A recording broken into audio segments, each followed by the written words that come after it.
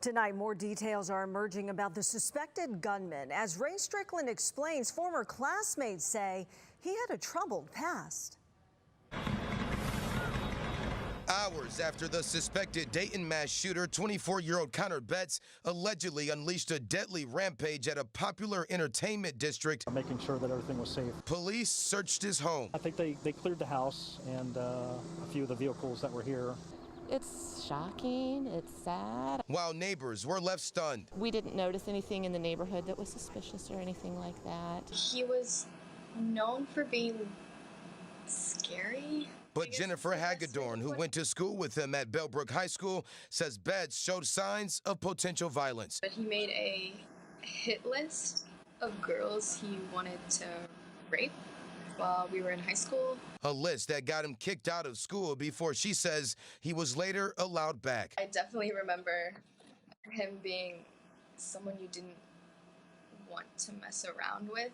Betts graduated from Bellbrook in 2013. He ran track there before going on to attend Sinclair Community College. She says he had friends and wasn't a loner, but went on to say he was a troubled kid. After there were other shootings like Sandy Hook happened, I remember someone telling me that, like, oh, well, like, what if he did that? And what Hagedorn and her classmates thought he could do is what police say he did, killing 9, including his sister Megan, injuring more than 24, and according to police, all of it happening in about 30 seconds. A half-minute of terror, Hagedorn says, never had to happen.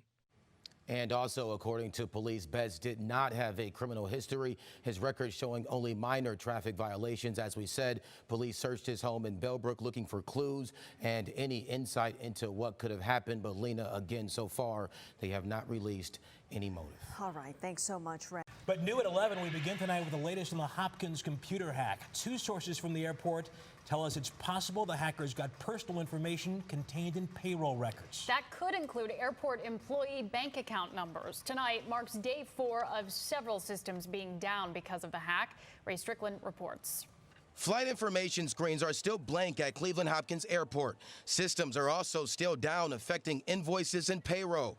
Sources tell us airport bills and employees could get paid late. The situation is serious enough that the FBI is helping in the investigation. Sources telling us the hackers use something called ransomware. A lot of times, someone clicks on a link, and as soon as they click on that link through an email, the criminals are in. Paul Sims is a cybersecurity expert from Trusted Sec. He says this virus is big business for hackers. They can steal data and then sell it on the dark web. According to a newly released FBI report, ransomware hacks like this happened on average 900 times a day last year, more than 350,000 complaints.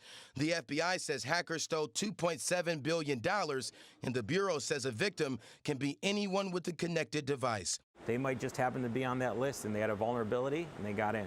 Our source says the airport's virus protection software was outdated. Sims says it's important to always update any device. I was just watching TV today and it said, hey, do your update. Do those updates. Those are important. Those are coming out because people are finding security problems. Now, the city sent us a statement tonight saying that security and operations systems weren't impacted by this hack. We're being told one of the top priorities right now is to get the HR network back up and running so employees can get paid. Russ, back to you. All right, Ray Strickland and Hopkins, thank you. It is a home away from home for dogs, and for the first time, these mini houses for your pup are coming to Northeast Ohio. Ray Strickland explains how one city believes they can be a game changer. And she's practically perfect in every way. Sherry Ispin's toy poodle, Lacey Grace, is more than just a dog to her. And she is the light of our lives. Sherry's had her for about 7 years. We spend as much time as possible with her. But that can't always happen. A lot of things we don't do because she's not welcome. It could soon change, with the city of Cuyahoga Falls soon becoming the first in Northeast Ohio to use dog houses. It's so people like Sherry don't have to leave their dogs behind while they go do things like run errands. We're going to have a safe, secure, heated, cooled, and disinfected place to put your dog while you go into a shop. This is one of 2 locations the houses will be downtown on Front Street come early August. Right there is the other location of where these dog houses will be, essentially within 2 blocks from the other one, and also in between a number of businesses. The mayor here says this is a growing downtown area. As you can see, there's a lot of fun things to do here. He says it can grow even more, becoming pet friendly. We want people to come down and enjoy the shops, and if you have your dog with you and you're walking, you just can't go in. Now you can. So again, these dog houses, which will be right behind me here, will be heated and cooled, locked, where you, the dog owner, can only access it through the DogSpot app. And the CEO also says, don't worry about another dog leaving a mess behind, if you know what I'm talking about.